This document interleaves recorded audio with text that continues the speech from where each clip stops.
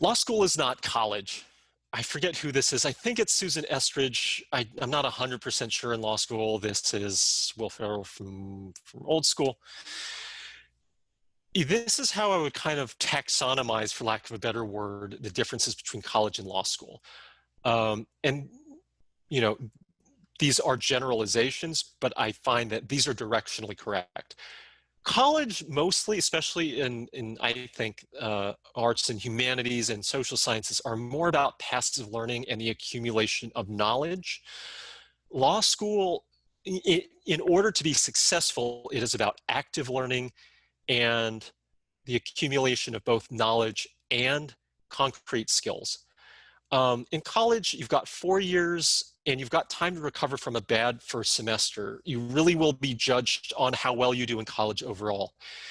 In law school, your first year, and a lot of the times your first semester makes your destiny. You either nail it or you don't. You don't really have 3 years to do well. In college, depending on where you are, there's grade inflation. I went to a grade inflated school where a third of people graduated with honors.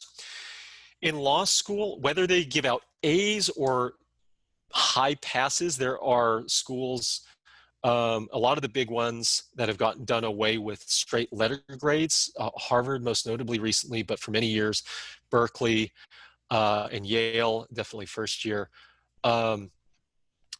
Even so, there's a strict distribution as to who will get the top grades and who will just end up being middle of the pack. Like mathematically, the professors are required to follow those guidelines.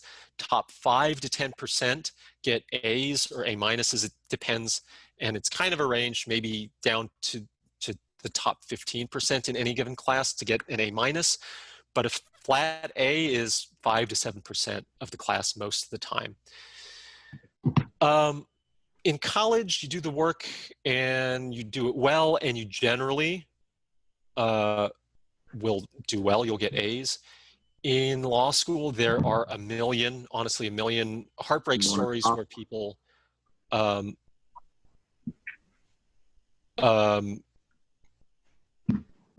work hard and then hide the ball. And professors end up, sorry, I just got distracted for a second. You work hard, but professors are hiding the ball. There's all the pressure that I discussed before to really focus on memorizing kind of the obscure details of the different cases that you read. And it turns out the exam is not about that. In college, I remember there being all kinds of resources if you didn't feel that you were doing well.